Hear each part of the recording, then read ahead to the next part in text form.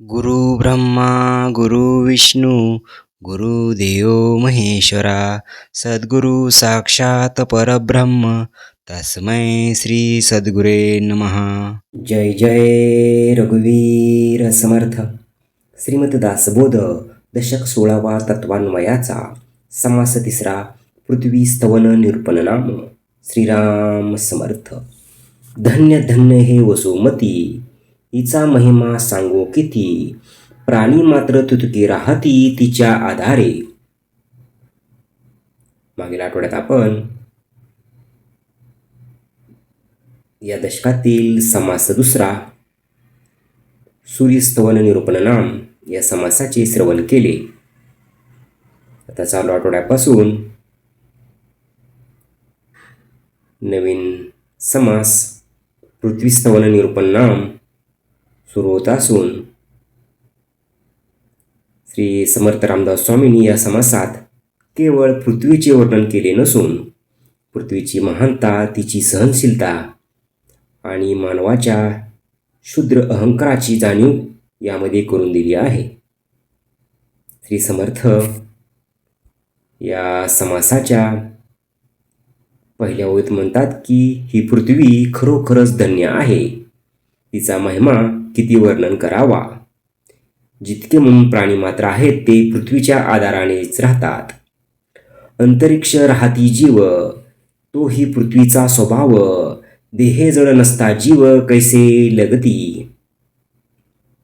श्री समर्थ या ओळीत सांगतात की आकाशात राहणारे जीव यांनाही पृथ्वीचाच आधार असतो. म्हणजे त्यांचे देह हे पृथ्वी तत्वाचेच असतात. जड पृथ्वी तत्वाचे देह नसतील तर ते जीव तर कसे तगून राहतील.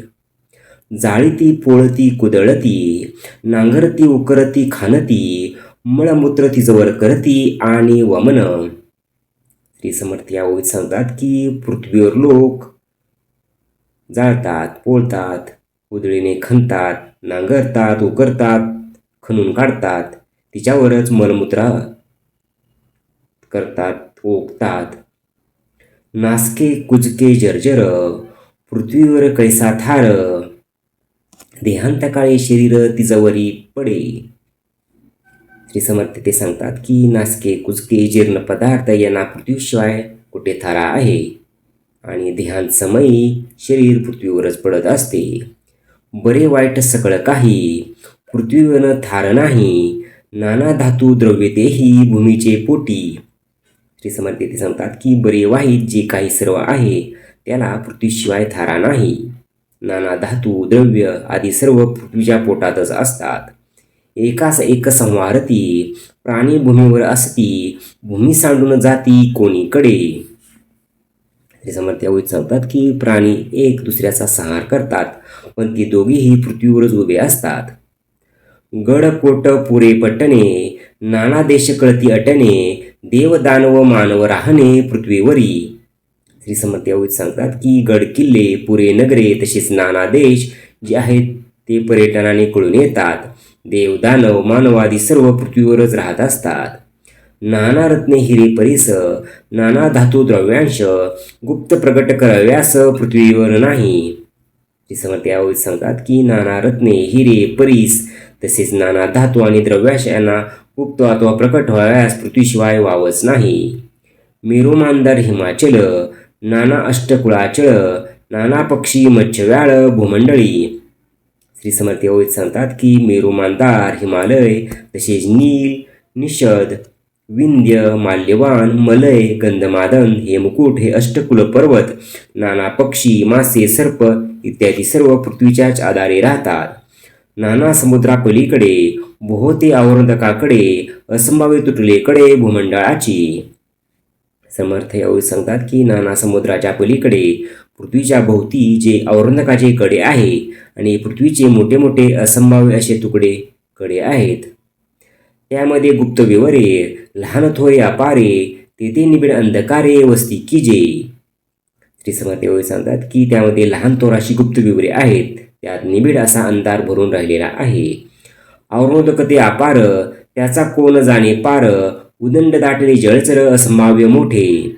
या जीवनाचा आधार पवन, निबिडदार आणि घन, फुटू शिकेना जीवन कोणीकडे. श्री समर्थ म्हणतात की त्या अपार अवरोधकाचा पार कोणी जाणू शकेल. त्यात असंभाव्य असे मोठमोठे जलतर दाटलेले आहेत. त्या जीवनाला वायू हा आधार असून तो निबिड घनदाट आहे म्हणून ते पाणी कुठेही फुटून वाहू जाऊ शकत नाही. त्या प्रभंजनाशी आधार कठीण पळे अहंकार तैसा या भूगोळाचा पार कोण जाणे. श्री समर्थ सांगतात की त्या प्रभंजनाला वायूला अज्ञानरूपी काठिण्याने अहंकाराचा आधार असतो. अशा त्या भूगोलाचा पार कोण बरे जाणू शकेल.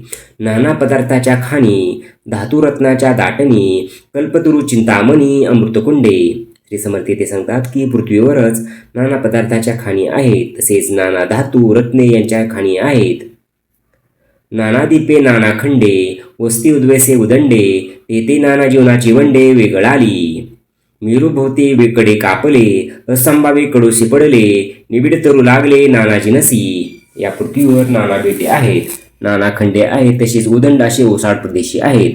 तेथे नाना प्रकारच्या प्राणीचे समुदाय आहेत. मेरूभोवती कापलेले कडे आहेत, त्यातून असंख्य वळसे अथवा डोंगराच्या पडलेल्या छायाकृती आहेत. त्यात नाना प्रकारचे निबिड वृक्ष उगवलेले आहेत. त्या सन्निध लोकालुक जेथे सूर्याचे फेरे चाक चंद्रादी द्रोणादी मैनाक महागिरी. श्री समर्थ ते सांगतात की त्यांच्याजवळ लोकालोक पर्वत असून तेथे सूर्याचे चक्र फिरत असते. याशिवाय चंद्रादी द्रोणादी मैनाक आणि इतरही मोठमोठे पर्वत या पृथ्वीवरच आहेत. नाना देशी पाषाण भेद नाना जिनसी मृत्तिका भेद नाना विभूती छंदबंद नाना खाणी. श्री समर्थ यावेळी सांगतात की या पृथ्वीवर नाना देश आहेत. त्यात अनेक प्रकारचे पाषाणाचे मृत्तिकाचे नाना जिन्साचे भेद आढळून येतात. तसेच नाना विभूती नाना छंद नाना बंध आणि नाना खाणी आढळतात. बहुरत्न हे वसुंधरा ऐसा पदार्थ कैसा दुसरा अफाट पडले सैरा वैरा जिकडे तिकडे. श्री समर्थ ते म्हणतात की म्हणूनच बहुरत्न वसुंधरा असे म्हटले जाते. या पृथ्वीवर सारखा अफाट आणि जिकडे तिकडे सैरावैरा पसरलेला दुसरा कुठलाही पदार्थ असणार. अवघी पृथ्वी फिरून पाहे ऐसा कोण प्राणी आहे दुजी तुलना नसाहे धरणीविषयी. श्री समर्थ म्हणतात की सर्व पृथ्वी हिंडून पाहू शकेल असा प्राणी कोण असणार. धरणीशी तुलना करता येईल असा पदार्थच नाही. नाना वल्ली नाना पिके देसोदिसी अनिके पाहू जाता सारख्या सारखे एक नाही. स्वर्ग पृथ्वी पाताळे अपूर्व रचली तीन ताळे पाताळ लोकी महाव्याळे वस्ती की जे. श्री समर्थ म्हणतात की देशोदेशी अनेक प्रकारच्या वेळी नाना प्रकारचे अन्नधान्ये आहेत. भगवंताने स्वर्ग मृत्यू आणि पाताळ ह्या तीन अपूर्व लोकाची रचना केली आहेत. नानावल्ली बीजाची खाणी ते हे विशाल धरणी अभिनव कर्त्याची करणी होऊन गेली. श्री समर्थ म्हणतात की ही पृथ्वी म्हणजे अतिविशाल अशा नानावल्लीची आणि बीजाची खाणच आहे. ती अंतरात्म्याची मोठी अपूर्व करणी होऊन गेली आहे. गडकोट नाना नगरे पुरे पट्टणे मनोहरे सकळ ठाई जगदेश्वरे वस्ती की जे. महाबळी होऊन गेले पृथ्वीवर चवताळले सामर्थ्य निराळेच राहिले हे तो घडेना.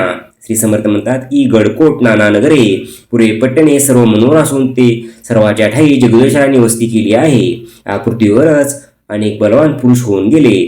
त्यांनी येथे मोठा पराक्रम गाजवला, पण आपल्या सामर्थ्याच्या बळावर ते पृथ्वीपासून वेगळे राहिले असे घडू शकत नाही. असंभाव्य ते जगती जीव किती एक जाती नाना अवतार पंगती भूमंडळी. श्री समर्थ म्हणतात की पृथ्वी खरोखरच असंभाव्य आहे. कित्येक जातीचे जीव भगवंताच्या अनेक प्रकारच्या अवताराच्या पंक्ती या भूमंडळावरच झाल्या. संध्या रोकडे प्रमाण काही करावा न लगे अनुमान नाना प्रकारचे जीवन पृथ्वीचे न आधारे. श्री समर्थ म्हणतात की सध्या म्हणजे आजकालही या गोष्टीची रोकडी प्रचिती येत असते. इथे अनुमान किंवा कल्पना करावा लागत नाही. या पृथ्वीच्या आधारानेच नाना प्रकारचे जीव जगत असतात. कित्येक भूमी माझी म्हणती शेवटी आपणच मरून जाती कित्येक काळ होता जगती जैसी तैसी. श्री समर्थ म्हणतात की कित्येक लोक जमीन माझी असे म्हणतात आणि शेवटी आपणच मरून जातात, पण कित्येक काळ लोटला तरी ही पृथ्वीची जशीच्या तशीच आहे. ऐसा पृथ्वीचा महिमा दुसरे काही द्या उपमा ब्रह्मादिकापासून आम्हा आश्रयच आहे. श्री समर्थ शेवटी म्हणतात की असा हा पृथ्वीचा महिमा आहे, तिला दुसऱ्या कशाचीही उपमा देता येत नाही. अगदी ब्रह्मदिकापासून आपण सर्वाचा आधार पृथ्वीच आहे. इति श्रीदास बोधे गुरु शिष्य संवादे पृथ्वी स्तवन निरूपण नाम समास तिसरा. जय जय रघुवीर समर्थ.